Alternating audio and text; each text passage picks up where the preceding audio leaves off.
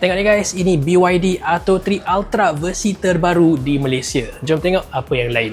Pertama sekali yang dia tukar, ini colour baru Atlantis Grey. Tapi setakat nama sahaja Grey. Dekat luar, bawah cahaya matahari, dia nampak biru-biru sikit. Ini colour sama yang sebelum ni ada dekat BYD Dolphin, Seal dengan Sea Lion 7. So basically, Atto 3 Ultra ni sekarang dah ada 4 pilihan warna. Atlantis Grey, Cosmos Black, Harbour Grey dan Ski White. Kena ingat juga ya, warna lain macam Surf Blue, Parkour Red dan Forest Green tu dah lama digugurkan sejak tahun lepas lagi. Satu lagi yang lain, badging dia. Kalau dulu dia tulis BYD Atto 3, sekarang nampak lebih kemas sikit. Dekat dalam pula, kabin ni dah jadi hitam sepenuhnya sejak tahun lepas. So option putih dengan dark blue tu semua dah tak ada lagi. Gitar string dekat pintu ni pun dah tukar daripada merah jadi hitam ikut cita rasa customers Malaysia. Satu benda lain yang untuk versi paling latest ni, skrin tengah dah tak boleh putar-putar macam model lama lagi dah. Tapi benda ni aku tak kira sebagai downgrade pun sebab owner sendiri pun tak pakai langsung feature ni.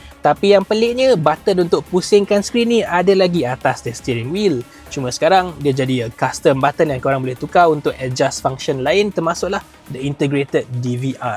And by the way, Atto 3 ni satu-satunya model BYD yang datang secara standard dengan the integrated dashcam. Model lain semua korang kena tambah separate. Selain tu, interface skrin tengah ni dah diupdatekan untuk match model-model lebih baru macam Atto 2, Seal 6 dengan Sea Lion 7. Tapi sebenarnya, model lama pun korang boleh pergi ke service center minta update ke versi baru ni. Satu lagi yang lain, kereta ni dapat rubber floor mats yang baru. Tapi pasal ni BYD pelik sikit. Different batch datang dengan different carpet. So korang kena tanya SA dululah. Everything else semua sama. Dia masih lagi single motor 200 PS front wheel drive dengan bateri 60 kWh, full range 420 km WLTP. Harga pun sama lagi RM123,800, tapi sekarang boleh dapat rebate sampai RM20,000. So boleh beli harga RM104,000 sahaja. So itu masih lagi RM12,000 lagi murah daripada Proton E-Mas 7 Premium yang baru saja turun harga sejak CKD. In terms of value, kereta ni memang super, tapi dia ada dua catch. Nombor satu, ini kereta tahun 2025 ya, bukan 26. Dan nombor dua, ini masih lagi versi lama. Pasaran lain dah ada a facelifted version yang nama dia Atto 3 Evo.